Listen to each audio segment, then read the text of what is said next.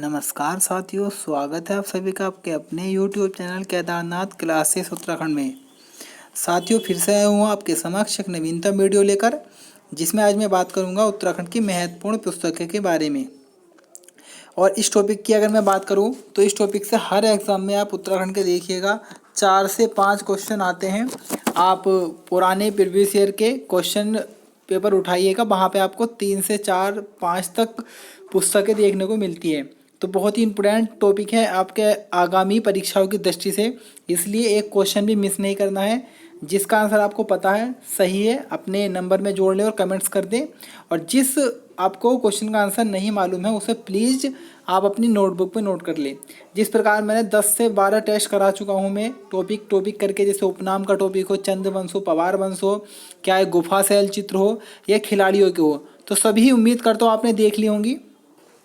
तो वीडियो को शुरू करने से पहले एक दो बात और बता दूं। हमने एक पेड कोर्स स्टार्ट किया था जो कि आज से स्टार्ट होगा।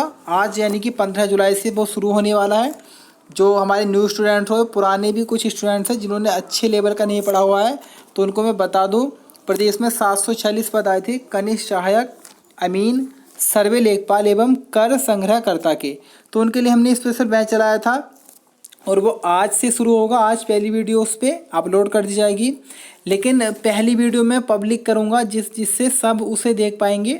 इतना अच्छा कंटेंट है, आप एक बार उन्हें देखिएगा, फिर आपको खुद पता लगेगा और आप मजबूर हो जाओगे कोर्स को ज्वाइन करने के लिए। तो मैंने पहली वीडियो पब्लिक रखी है, सब उसको देख सकेंगे, लेकिन उसके बाद जितनी भी अगली वीडियोस आएंगी उसे कोई नहीं देख पाएगा। सिर्फ वो ही स्टूडेंट देख सकेगा जिसने पेड कोर्स ज्वाइन किया हो। अगर आप भी पेड कोर्स ज्वाइन करना चाहते हैं तो ये हमारा नंबर है, इस नंबर से आप पेड कोर्स के बारे में जानकारी ले सकते हैं। तो एक बार ज़रूर जानकारी लीजिएगा और पहले उस वीडियो को देखना ज़रूर। मैं शाम को 8 या 9 बजे उसे अपलोड करूँगा, एक बार देखना ना भूलें। चलिए समय ख़राब ना करते, हम अपने टॉपिक पर आते हैं, जो कि है उत्तराखंड की प्रमुख पुस्तकें भाग 1।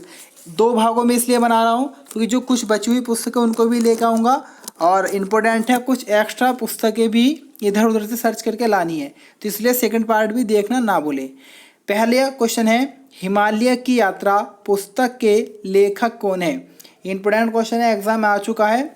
तो प्रश्न का सही उत्तर होगा ऑप्शन बी, काका साहेब कालेलकर की पुस्तक है हिमालय की यात्रा। ऑप्शन बी बिल्कुल सही है। क्वेश्चन नंबर 2 है, बुरो संग नामक गढ़वाली रचना किस लेखक की है? तो प्रश्न का सही उत्तर होगा ऑप्शन सी, हर्षपुरी। कई बार एग्जाम में इस टाइप से भी क्वेश्चन आ सकता है, जैसे कि बुरो संग किस भाषा की आपकी रचना है? तो गढ़वाली, कुमाऊनी इस प्रकार से आएगा। तो बुरो संग जो आपकी रचना है वह गढ़वाली भाषा की है। क्वेश्चन नंबर 3 है, ब्रिटिश कुमाऊं गढ़वाल पुस्तक के लेखक कौन है? बहुत ही फेमस पुस्तक है और काफ़ी बार एग्जाम में आ चुकी है। तो इस प्रश्न का सही उत्तर होगा ऑप्शन बी, R.S. टोलिया जी के द्वारा लिखी गई थी आपकी पुस्तक ब्रिटिश कुमाऊं गढ़वाल।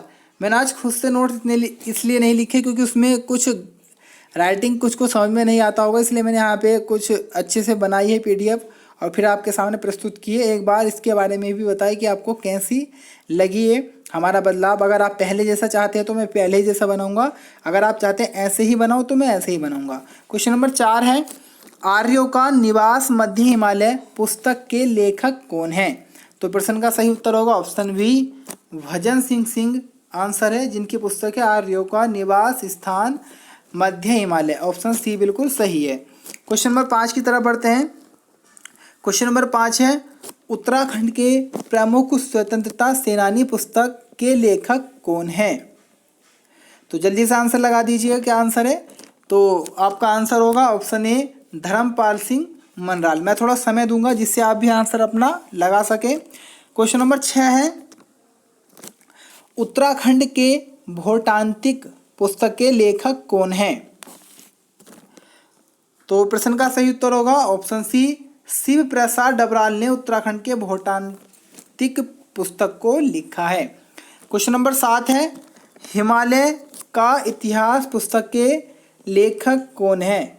तो हिमालय के इतिहास पुस्तक की हम बात करें तो मदन चंद भटजी ने इस पुस्तक को लिखा है। ऑप्शन बी आपका सही है। क्वेश्चन नंबर 8 है, नील नदी का वृक्ष कविता संग्रह किसकी है? तो प्रश्न का सही उत्तर होगा आपके ऑप्शन ए, हिमांशु जोशी जी ने नील नदी का वृक्ष कविता संग्रह को लिखा है। काफ़ी बार ऐसे भी आ सकता है प्रश्न कि जो नील नदी का वृक्ष है क्या है, एक आपका आत्मकथा है या कविता है या आपका कहानी है, इस प्रकार से भी मालूम कर लेते हैं। तो आपका नील नदी का वृक्ष कविता संग्रह हिमांशु जोशी जी, ऑप्शन ए बिल्कुल सही है। क्वेश्चन नंबर 9 की तरफ बढ़ते हैं। क्वेश्चन नंबर 9 है, जोहार के स्वर पुस्तक के लेखक कौन हैं? तो आपके शेर सिंह पांगती जी जोहार के स्वर पुस्तक के लेखक हैं। और आपके शेर से मुझे क्वेश्चन आ गए काफ़ी सारे याद, तो आप मुझे बताइएगा शेर परियोजना कब आई भारत में? तो वर्ष 1972 में भारत में शेर परियोजना आई थी। और अगर बाघ परियोजना आ जाए या टाइगर प्रोजेक्ट आ जाए तो 1973 में आपके शेर परियोजना 1972 और आपके बाघ परियोजना 1973, यानी कि टाइगर प्रोजेक्ट। इसी परियोजना के तहत उत्तराखंड के पहले कार्बेट जो आपका कार्बेट पार्क है उसे पहले टाइगर पार्क के रूप में बदला गया था। पहला टाइगर प्रोजेक्ट उसी के अंतर्गत आया था। और आपका अगर मैं बात करूँ 1973 की, तो आपके नगर पालिका और आपके पंचायतों को व्यवस्था को लागू कर दिया गया था, अर्थात संवैधानिक दर्जा दे दिया गया था 1973 में। उसके बाद में अगर मैं बात कर लूँ कि शेर या बाघ वाला जो है टाइगर मैन ऑफ इंडिया किसे कहा जाता है? तो आपके टाइगर मैन ऑफ इंडिया कहा जाता है कैलाश सांखला को, जिनके प्रयास से ही टाइगर प्रोजेक्ट आया था प्रधानमंत्री इंदिरा गांधी जी के समय में। तो सारे क्वेश्चनों को नोट कर लें। क्वेश्चन नंबर 10 है, उत्तराखंड में कुली बेगार प्रथा के लेखक कौन हैं? तो उत्तराखंड में कुली बेगार प्रथा के जो लेखक हैं वे हैं आपके शेखर पाठक जी, ऑप्शन ए बिल्कुल सही है। क्वेश्चन नंबर 11 की तरफ बढ़ते हैं। मालिनी सभ्यता के खंडहर रचना किसकी है? तो मालिनी सभ्यता के खंडहर रचना आपकी है ललित प्रसाद नेथानी की, ऑप्शन बी बिल्कुल सही है। और आपके अगर एग्जाम में ये आ जाए कि सिंधु घाटी सभ्यता की खोज किस वर्ष की गई थी? 1921 में की गई थी। और अगर आ जाए कि मोहनजोदड़ो की खोज कब की गई थी? 1922 में। और अगर क्वेश्चन आ जाए कि सबसे पहले आपको हड़प्पा सिंधु सभ्यता के टीले के बारे में जानकारी किसने दी थी? तो चार्ल्स मेसन जी ने दी थी। और खुदाई किसने कराई सबसे पहले, किसने की? तो राय बहादुर दयाराम साहनी ने। अलग अलग क्वेश्चन है, कन्फ्यूजन होता है। और आपके सिंधु घाटी सभ्यता को हड़प्पा सभ्यता भी कहा जाता है, क्योंकि सबसे पहले इस सभ्यता के अंतर्गत हड़प्पा शहर को ही खोजा गया था। ऋग्वेद में इसे हरियूपिया कहा गया है। और इसका एक अन्य नाम और मिलता है इंडो वैली सभ्यता। हाँ, इंडो वैली सभ्यता एक और नाम मिलता है आपका सिंधु घाटी सभ्यता का, क्योंकि आपका शायद सिंधु नदी को जो अंग्रेज हुए उन्होंने इंडस करके कहा है और सभ्यता को वैली कहते हैं, इसलिए इंडस वैली सभ्यता भी इसे कहा जाता है। क्वेश्चन नंबर 12 है, द इंडियन घोस्ट पुस्तक के लेखक कौन है? तो द इंडियन घोस्ट पुस्तक के लेखक हैं आपके रस्किन बॉन्ड जी, ऑप्शन सी बिल्कुल सही है। तो रस्किन बॉन्ड जी हिमाचल प्रदेश के थे, यानी कि हिमाचल प्रदेश में रस्किन बॉन्ड जी का जन्म हुआ था। और जो एक अंग्रेजी लेखक हैं, बहुत अच्छे इन्होंने अंग्रेजी बुक्स लिखी हैं, तो उन्हें मैंने इनके बारे में बताया था, आप उस वीडियो को भी देख लें जाके लास्ट में। क्वेश्चन नंबर 13 है, होली हिमालय पुस्तक के लेखक कौन है? इजी क्वेश्चन है और काफ़ी बार आ चुका है एग्जाम में। तो आपके शर्मन ओकले जी होली हिमालय पुस्तक के लेखक है, ऑप्शन बी बिल्कुल सही है। क्वेश्चन नंबर 14 है, राजपूत पेंटिंग रचना किसकी है? तो आपके कुमार स्वामी की रचना का नाम है राजपूत पेंटिंग, ऑप्शन बी बिल्कुल सही है। क्वेश्चन नंबर 15 की तरफ बढ़ते हैं। क्वेश्चन नंबर 15 है, गढ़वाल में कौन कहाँ पुस्तक के लेखक कौन है? तो ये इतनी पुस्तक है, गढ़वाल में कौन कहाँ पुस्तक के लेखक कौन है? तो आपका महीधर शर्मा जी इस पुस्तक के लेखक हैं, ऑप्शन बी बिल्कुल आपका सही है। क्वेश्चन नंबर 16 है, ट्रेवल इन इंडिया पुस्तक के लेखक कौन हैं? तो ट्रेवल इन इंडिया पुस्तक के जो लेखक हैं वे हैं ट्रेवेनियर जी, तो आपका ऑप्शन डी बिल्कुल सही है, ट्रेवेनियर, ऑप्शन डी। क्वेश्चन नंबर 17 है, कुरु कुरु स्वाहा रचना के लेखक कौन है? तो आपके कुरु कुरु स्वाहा रचना के जो लेखक हैं वे मनोहर श्याम जोशी जी हैं। इन मनोहर श्याम जोशी जी का ही हम लोग धारावाहिक आया था, जो कि दूरदर्शन का प्रथम धारावाहिक भी माना जाता है। और ये क्वेश्चन काफ़ी बार चाहे सेंट्रल लेवल का एग्जाम हो या स्टेट लेवल का मालूम किया जा चुका है। क्वेश्चन नंबर 18 है, अंग्रेजों को हिंदुस्तान से निकाल दो किसकी रचना है? तो अंग्रेजों को हिंदुस्तान से निकाल दो रचना है आपकी भैरव दत्त धूलिया जी की। ऑप्शन डी बिल्कुल सही है। क्वेश्चन नंबर 19 है और फेमस बुक्स है, सपने जो सोने न दे के लेखक कौन है? तो आपके सपने जो सोने न दे के लेखक है आपके रमेश पोखरियाल निशंक जी, जो कि वर्तमान में भारत के एजुकेशन मिनिस्टर हैं, आपके शिक्षा मंत्री जी हैं वर्तमान में, और आपके हरिद्वार सीट से ये सांसद भी हैं, और इससे पहले ये उत्तराखंड के मुख्यमंत्री भी रह चुके हैं, रमेश पोखरियाल निशंक जी। और काफ़ी सारी पुस्तकें हैं इनके जो कि सभी इंपॉर्टेंट है। क्वेश्चन नंबर 20 है, गढ़गीता संग्राम के लेखक कौन है? तो गढ़गीता संग्राम पुस्तक के जो लेखक हैं वे मौलाराम तोमर जी हैं। ऑप्शन सी बिल्कुल सही है। और मौलाराम तोमर जी का संबंध चित्रकारी से है, चित्रकारी। और इनके पूर्वज क्या करते थे? सुनार थे इनके पूर्वज। लास्ट टाइम एग्जाम में आ चुका क्वेश्चन है, तो इन्हें भी नोट कर लें। क्वेश्चन नंबर 21 की तरफ बढ़ते हैं। क्वेश्चन नंबर 21 है, उत्तराखंड जनजातियों का इतिहास पुस्तक किसकी है? तो उत्तराखंड जनजातियों का इतिहास पुस्तक है आपकी जय सिंह रावत जी की। ऑप्शन ए बिल्कुल सही है। क्वेश्चन नंबर 22 की तरफ बढ़ते हैं। क्वेश्चन नंबर 22 है, ऋतु वर्णन पुस्तक के लेखक कौन है? तो इस पुस्तक के लेखक भी आपके मौलाराम तोमर जी हैं। ऋतु वर्णन पुस्तक मौलाराम तोमर जी की ही है। और आपको क्वेश्चन ये बताना है कि उत्तराखंड में गढ़वाली चित्रकला के सूत्रधार कौन है? आंसर कमेंट करके बताना है। और आपको मैं बता दूं कि मौलाराम तोमर जी का बहुत अच्छा या बहुत ही इफेक्ट है उत्तराखंड में, तो इसलिए मैं इनके ऊपर एक अलग से वीडियो बनाऊंगा, पूरी इनके जीवनी या इनके पूरे जीवन पर आधारित सारे एक एक पॉइंट क्लियर करूंगा। इसलिए चैनल को सब्सक्राइब कर लें और बेल आइकन को प्रेस करें ज़रूर, क्योंकि जैसे ही मैं वीडियो अपलोड करूं आप तक उसकी जानकारी पहुंच जाए। क्वेश्चन नंबर 23 की तरफ बढ़ते हैं। बुक ऑफ नेचर पुस्तक के लेखक कौन हैं? तो इस पुस्तक के भी लेखक हैं आपके रस्किन बॉन्ड जी। तो इसका भी आंसर होगा आपका option A Ruskin bond. Book of nature पुस्तक के लेखक कौन है? Ruskin bond. क्वेश्चन नंबर 24 की तरफ बढ़ते हैं। क्वेश्चन नंबर 24 है, सपने जो सोने न दे। शायद ये क्वेश्चन मैंने पहले भी रिपीटेड क्वेश्चन हो चुका है, तो आंसर होगा इसका आपका रमेश पोखरियाल निशंक जी। सपने जो सोने न दे मैंने बता चुका हूँ इसका भी, तो इसके लिए सॉरी। क्वेश्चन नंबर 25 है, गढ़वाल एनिसेंट एंड मॉडर्न पुस्तक के लेखक कौन है? तो ये पुस्तक की अगर मैं बात कर लूँ तो ये आपकी पहले भी कई बार आ चुकी है पुस्तक, बहुत इम्पोर्टेंट है, तो इसे नोट कर लें। तो इस पुस्तक के जो आपके लेखक हैं वे डॉक्टर पातीराम जी हैं। तो आपका ऑप्शन बी बिल्कुल सही है, डॉक्टर पातीराम। क्वेश्चन नंबर 26 की तरफ बढ़ते हैं। क्वेश्चन नंबर 26 है, टिहरी की कहानियाँ पुस्तक के लेखक कौन हैं? तो आपके टिहरी की कहानियाँ पुस्तक के जो लेखक हैं वो आपके विद्यासागर नौटियाल जी हैं। तो आपका ऑप्शन ए बिल्कुल सही रहेगा, विद्यासागर नौटियाल जी।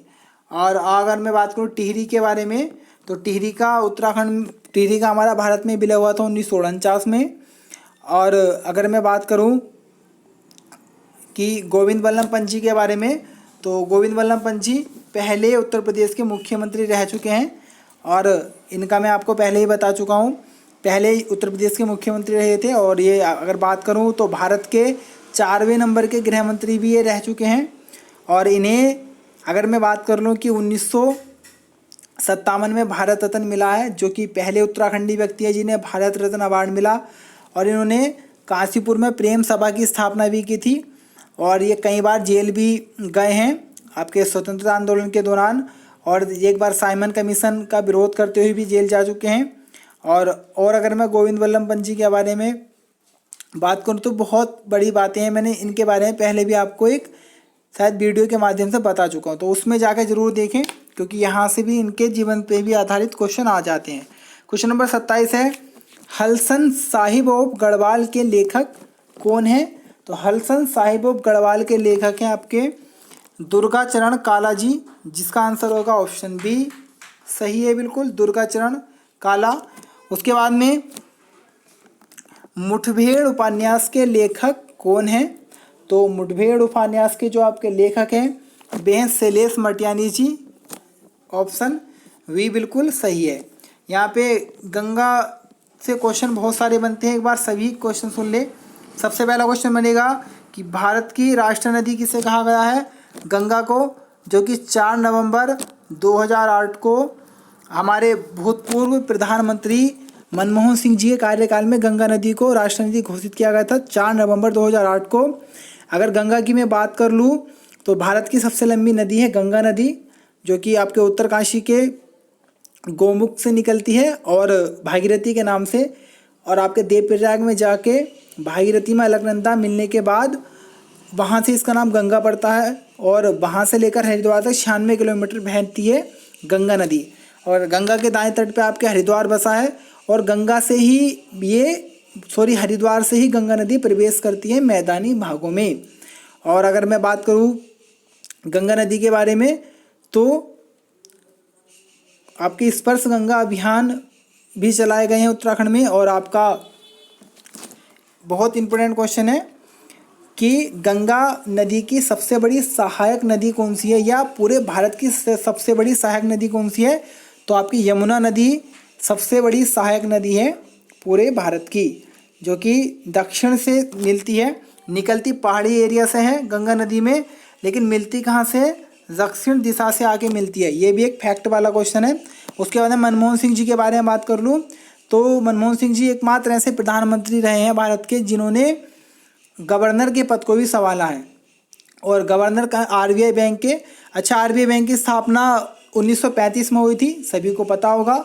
राष्ट्रीयकरण हुआ था 1939 में, और आपके मुख्यालय जो है आरबीआई का वो है आपके मुंबई में, और ताड़ का पेड़ इसका चिन्ह है इस पे बना हुआ आपके आरबीआई पे, और लोगो है दहाड़ता हुआ शेर।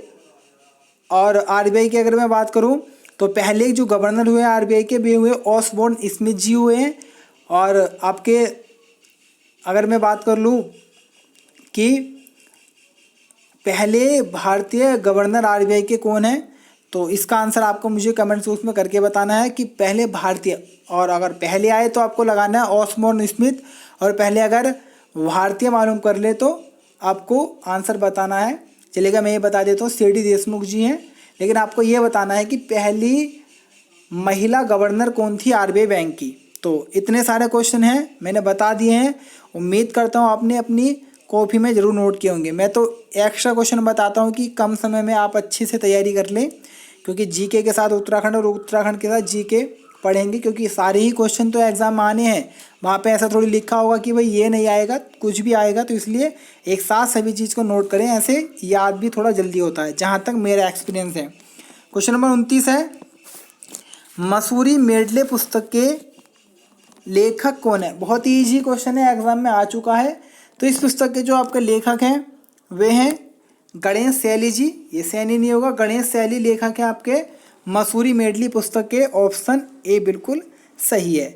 उसके बाद में अगर मैं बात करूं क्वेश्चन नंबर 30 की तरफ बढ़ते हैं, तो क्वेश्चन नंबर 30 है, ब्लेसमिंग गढ़वाल हिमालय पुस्तक के लेखक कौन है? तो इस पुस्तक के जो लेखक हैं वे हैं आपके आदित्य नारायण जी। तो आपका ऑप्शन ए बिल्कुल सही है, आदित्य नारायण जिन्हें ब्लेसमिंग गढ़वाल पुस्तक को लिखा है। तो ये थे हमारे आज के 30 महत्वपूर्ण प्रश्न, और प्लीज़ हमारे चैनल को सब्सक्राइब एंड शेयर करना ना भूलें। और कुछ काम की बातें आपको बता रहा हूँ लास्ट में, तो इसलिए वीडियो को कट ना करिएगा, पहले कुछ काम की बातें सुन ले। अब बहुत स्टूडेंट्स के कमेंट्स आते हैं कि सर कैसे पढ़ें, क्या पढ़ें। तो पहले तो मैं एक बात बता दूँ उत्तराखंड में कैसे पढ़ना है। सबसे पहले अगर आपको उत्तराखंड पढ़ना है तो आपकी परीक्षा हमारी कंप्लीट होनी ज़रूरी है। अगर आप इधर उधर भाग रहे हैं तो कोई फ़ायदा नहीं, पहले आप अच्छे से पूरी परीक्षा माली को पढ़ लें, उसके बाद में आपकी अजय रावत जी की बुक है हिस्ट्री की, उसे आप पढ़ें। और एक आपके सिंगल लाइनर एक बुक है रेड कलर की है वो, उसमें बहुत इंपॉर्टेंट क्वेश्चन है, तो उसे पढ़ें। इन 3 बुकों को आप एक बार अच्छे से पढ़ें, क्योंकि हमें 40 में से 40 नहीं लाने हैं, पहले भी बता चुका हूँ। हमें 30, 31, 32 तक कलर करना है उत्तराखंड, क्योंकि अब बहुत समय नहीं है कि 95 या 96 पे मेरिट जाएगी। तो फिलहाल आपके 70+ नंबर हैं, तो आपका काम चल सकता है, इतना मुझे विश्वास है, क्योंकि वैकेंसी भी बहुत सारी है। तो आप कम से कम 30 नंबर कलेक्ट कर लें उत्तराखंड में, 10 नंबर की आप रीजनिंग करेंगे, और आप कम से कम 15, 16, 17 तक आप हिंदी में लाए, माना 17 नंबर ले आए, तो आपके 57 मार्क्स यहाँ से बन चुके हैं। उसके बाद में आपका बचा जीके, जो कि आपका 40 मार्क्स का आने वाला है, 40 नंबर का। तो अगर आप 40 में कम से कम भी लाएंगे नंबर, कितने भी आप कम लाए, तो 20 नंबर आप आराम से ला सकते हैं। तो इस प्रकार से आपके टोटल नंबर 77 बनेंगे, और इतने पे मुझे नहीं लगता कि आपका ना हो सिलेक्शन। ज़रूर होगा, श्योर होगा। अगर इधर उधर से या भ्रष्टाचार नहीं चला तो इतने पे आराम से होगा, जैसे का लेवल आजकल एग्ज़ाम में बन रहा है। अगर इजी लेवल बना तो वो एक अलग बात है, आपके भी इतने से ऊपर जाएंगे। और पढ़ना कैसे है, जितना भी आप पढ़ें उसे अपनी नोटबुक में नोट ज़रूर करें। एक तरह से नोट्स खुद के बनाए, किसी दूसरे के नोट्स कभी काम नहीं करते, नोट्स आप खुद भी बना के चले। जैसा कि आपको संसद पढ़नी है, तो अपनी कॉपी लें, उस पर संसद लिखें, और जो याद करें वो साइड में लिखते भी रहें। ऐसे आपके नोट्स भी बन जाएंगे और आप याद भी बहुत अच्छे से करोगे। एक बार इस ट्रिक को आजमाना। दूसरी बात, कुछ स्टूडेंट्स बोलते हैं कि सर कि हमसे पढ़ा नहीं जाता है, हम थोड़ा सा पढ़ते हैं फिर दिमाग काम नहीं करता। तो आप लगातार 3 से 4 घंटे ना पढ़ें, आप 50 से 55 मिनट आराम से पढ़ें। उसके बाद उठ के इधर उधर घूमें, 10-15 मिनट के बाद फिर से आगे पढ़ें। फिर आप यही प्रक्रिया अपनाएं, तो आपको लगेगा ही नहीं कि आपने इतना सारा पढ़ लिया है ना। तो ऐसे करें, टुकड़ों में स्टडी करें धीरे धीरे, और जितना भी पढ़ें अच्छे से पढ़ें। अपना फ़ोन एक साइड रख के स्विच ऑफ करके तब बढ़िया से पढ़ाई करें, जिससे आपका सारा फोकस आपकी स्टडी पर हो, ना कि एक्स्ट्रा चीज़ पर, कि व्हाट्सएप पे नोटिफिकेशन आया, फेसबुक पर आया तो वहाँ चेक कर लें। ऐसे कभी पढ़ाई नहीं होती है ना। तो अच्छे से पढ़ना है, और मैं तो ऐसी उम्मीद करता हूँ कि आपका सिलेक्शन ज़रूर होगा। और केदारनाथ क्लासेस परिवार की तरफ से मैं बधाई दूंगा, है ना, कि जैसे आपका सिलेक्शन हो, तो प्लीज़ यार अच्छे से पढ़ लो, जिससे आपका सिलेक्शन हो जाए, और मुझे भी लगे कि हाँ मेरे चैनल पे से इतने बच्चों का सिलेक्शन हुआ है। तो आज की वीडियो में इतना ही, मिलेंगे फिर कल। धन्यवाद।